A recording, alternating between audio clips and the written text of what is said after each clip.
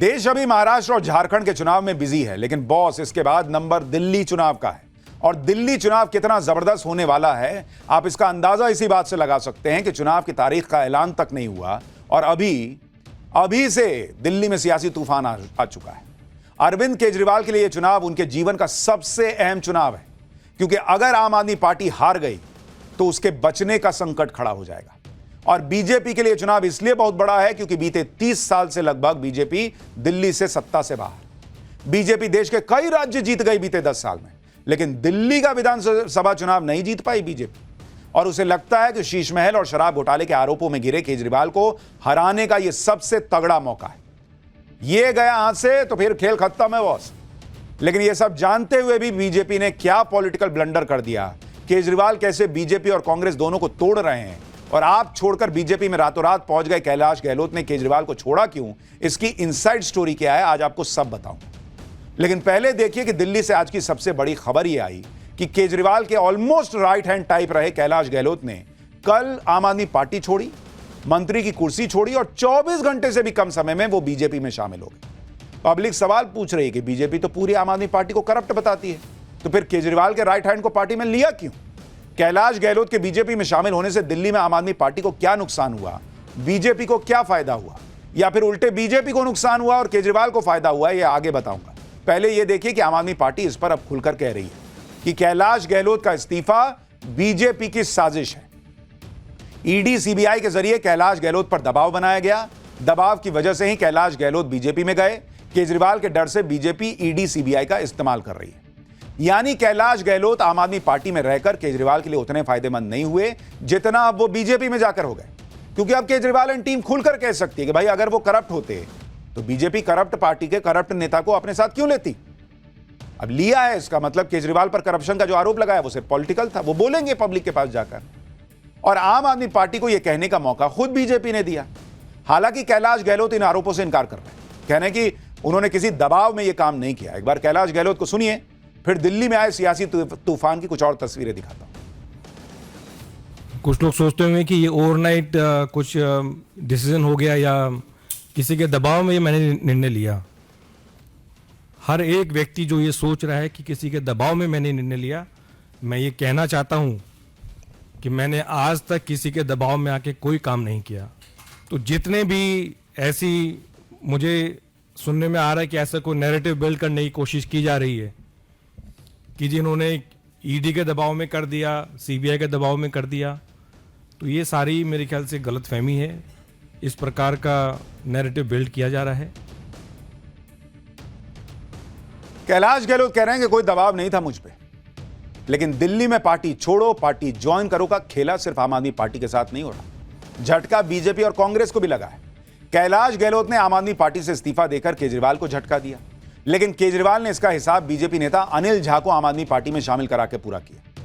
Anil Jha BJP के ticket से किराड़ी विधानसभा से 2 बार के विधायक रह चुके हैं और दिल्ली में पूर्वांचल के नेताओं में अनिल झा की पहचान है। इसके अलावा आज केजरीवाल ने कांग्रेस के बड़े नेता सोमेश शौकीन को भी आम आदमी पार्टी ज्वाइन करा दी। सोमेश शौकीन कांग्रेस से विधायक रह चुके हैं और दिल्ली देहात के बड़े नेता के तौर पर उनकी पहचान है। यानी 2 दिन में केजरीवाल ने बीजेपी और कांग्रेस के 2 बड़े नेताओं को अपनी पार्टी में शामिल करा लिया। इससे पहले 4 नवंबर को बीजेपी नेता और पूर्व काउंसलर बीबी त्यागी और उससे पहले 31 अक्टूबर को बीजेपी से 3 बार के विधायक रहे ब्रह्म सिंह तंवर भी आम आदमी पार्टी में शामिल हो चुके हैं। ऐसे में अगर बीजेपी यह मैसेज देने की कोशिश कर रही है कि देखो केजरीवाल की नैया डूब रही है और पैनिक में नेता केजरीवाल को छोड़ रहे हैं, तो केजरीवाल ने इसका तोड़ तैयार कर दिया बीजेपी और कांग्रेस के नेताओं को पार्टी ज्वाइन कराकर कि हमारी नैया डूब रही होती तो ये काहे आते भाई हमारे साथ। केजरीवाल तो अब कह रहे हैं कि आम आदमी पार्टी की सरकार ने दिल्ली में जो काम किया है उससे प्रभावित होकर कई नेता आम आदमी पार्टी में आ रहे हैं। सुनिए केजरीवाल को, फिर बताऊंगा कैसे कैलाश गहलोत ने बीजेपी में जाकर केजरीवाल को संजीवनी दे दी। दिल्ली के बहुत बड़े नेता सोमेश शौकीन जी अपनी कांग्रेस पार्टी छोड़ के आम आदमी पार्टी में शामिल हो रहे हैं। मैं तहे दिल से उनका स्वागत करता हूं। तो जो विकास दिल्ली देख रही थी, वही विकास हम दिल्ली देहात के लोगों तक लेके गए हैं और उन विकास के कार्यों से प्रभावित होकर आज सोमेश शौकीन जी हमारे साथ जुड़ रहे हैं। मैं समझता हूं इनके जुड़ने से दिल्ली देहात में जो हमारे काम है उनको बल मिलेगा, उनको गति मिलेगी और ओवरऑल दिल्ली में आम आदमी पार्टी को एक बहुत बड़ी ताकत मिलेगी। हालांकि बीजेपी और कांग्रेस से जो नेता आम आदमी पार्टी में गए, उससे भी ज्यादा चर्चा कैलाश गहलोत के केजरीवाल को छोड़ने और बीजेपी को पकड़ने दोनों की, क्योंकि कैलाश गहलोत ने आम आदमी पार्टी और दिल्ली सरकार से इस्तीफा देने की जो वजह बताई थी वो हैरान करती। कैलाश गहलोत को अरविंद केजरीवाल का करीबी नेता माना जाता है। वो परिवहन, गृह, महिला और बाल विकास, इंफॉर्मेशन टेक्नोलॉजी जैसे अहम मंत्रालय संभाल रहे थे। लेकिन जिस तरह से कैलाश गहलोत ने पार्टी छोड़ी, उससे कई सवाल खड़े होते हैं। पहले आप देखिए कि कैलाश गहलोत ने अपने इस्तीफे की वजह क्या बताई। गहलोत ने कहा कि राजनीतिक महत्वाकांक्षाओं की वजह से हमारे कई वादे अधूरे रह गए। जनता की लड़ाई लड़ने के बजाय हम अपने एजेंडे के लिए लड़ रहे हैं। यमुना को हमने साफ करने का वादा किया था, लेकिन वो पहले से भी ज्यादा गंदी हो गई। शीश महल जैसे अजीब और शर्मनाक विवाद पार्टी के साथ जुड़े हैं। सवाल खड़े हो रहे हैं कि क्या हम अभी भी आम आदमी हैं? दिल्ली सरकार का समय केंद्र सरकार से लड़ने में बीत रहा है। इस वजह से आम आदमी पार्टी से अलग होने के अलावा कोई विकल्प नहीं बचा है। ये सारी बातें कैलाश गहलोत ने उस चिट्ठी में लिखी जो उन्होंने इस्तीफे के तौर पर केजरीवाल को भेजी थी। कैलाश गहलोत की बातों से लग रहा है जैसे वो आम आदमी पार्टी से कितना परेशान है। कैलाश गहलोत के बीजेपी में शामिल होने से आम आदमी पार्टी को कितना फर्क पड़ा है, ये केजरीवाल के बयान से दिख रहा है। केजरीवाल बिना किसी टेंशन के कह रहे हैं कि कैलाश गहलोत फ्री हैं, जहां मन करे वहां चले जा सकते हैं। एक बार केजरीवाल को सुनिए। कैलाश गहलोत बीजेपी ज्वाइन कर रहे, क्या उनके वो फ्री हैं, जहां मर्जी जो मुझे स्वागत कर सकते हैं। कैलाश गहलोत बीजेपी ज्वाइन कर रहे, क्या उनके वो फ्री हैं, जहां मर्जी जो मुझे स्वागत कर सकते हैं। कैलाश गहलोत के मुताबिक वो दिल्ली वालों की सेवा नहीं कर पा रहे थे, इसलिए आम आदमी पार्टी छोड़ी। यहां तक तो ठीक था, लेकिन जैसे ही आज कैलाश गहलोत बीजेपी में शामिल हुए, उनकी मंशा पर सवाल खड़े होने लगे। दिल्ली में लोग चर्चा कर रहे हैं कि कैलाश गहलोत को आम आदमी पार्टी से दिक्कत थी तो निर्दलीय चुनाव मैदान में आते ना बॉस। आम आदमी पार्टी अगर लक्ष्य भूल गई है तो कैलाश गहलोत ने पहले इस्तीफा क्यों नहीं दिया? शीश महल से दिक्कत थी तो अब तक खामोश क्यों बैठे थे? भाई आप तो कैबिनेट मिनिस्टर थे, आप तो गए थे केजरीवाल के घर। आपको पहले नहीं दिख रहा था कि वहां पे शीश महल बन गया है या केजरीवाल का जो घर बना है वो कैसा बना है? अभी आपको परसों रात को नींद में ख्याल आया कि अरे अरे ये तो बहुत बड़ा घर बना लिया, धोखा हो गया। पार्टी में रहते हुए कैलाश गहलोत ने इन सारे मुद्दों को क्यों नहीं उठाया? कह रहे हैं यमुना साफ नहीं कर पाए। 10 साल में आपको पता नहीं चला था कि यमुना गंदी है या साफ है? परसों शाम में यमुना किनारे गए थे क्या? या यमुना मैया नींद में आई थी और कहा था कि अरे हमको साफ नहीं किए? इसलिए ये सारे सवाल तो उठेंगे। कह रहे हैं कि हम सेंटर से लड़ते रहते, तो आज से लड़ रहे हैं बॉस। ये मामला तो कोर्ट तक में गया। कैलाश गहलोत जो इस्तीफे की वजह बता रहे हैं उनमें से कोई भी चीज नई नहीं है। इसलिए सवाल उठ रहे हैं कि कैलाश गहलोत पार्टी छोड़ने की कोई वजह तैयार कर रहे थे ताकि बाहर निकलें, बीजेपी में जाएं और फिर एक मुद्दा बने। इतनी तेजी से केजरीवाल को छोड़कर बीजेपी में जाना लोगों को हजम नहीं हो रहा। क्या गंदी यमुना कैलाश गहलोत को पहले नहीं दिख रही थी या रात में सपना आ रहा था? अभी सितंबर में ही जब केजरीवाल तिहाड़ से रिहा हुए थे तो यही कैलाश गहलोत इकलौते नेता थे जो तिहाड़ से केजरीवाल के साथ गाड़ी में बैठ के आए थे। आप तस्वीर देखिए, यह वही तस्वीर है जिस शीश महल से कैलाश गहलोत को परेशानी हो रही है, उसी घर में केजरीवाल को माला पहना के वो स्वागत कर रहे थे। ये तस्वीर देखिए। आज समय सोशल मीडिया का है, इस तरह की बातें छुप नहीं सकती। कैलाश गहलोत ने जिस तरह से पलटी मारी है उस पर आम आदमी पार्टी ने जो कहा था उसमें दम दिखाई देने लगा है लोगों को। सुनिए संजय सिंह क्या कह रहे हैं। भारतीय जनता पार्टी की घिनौनी राजनीति और षड्यंत्र का हिस्सा है।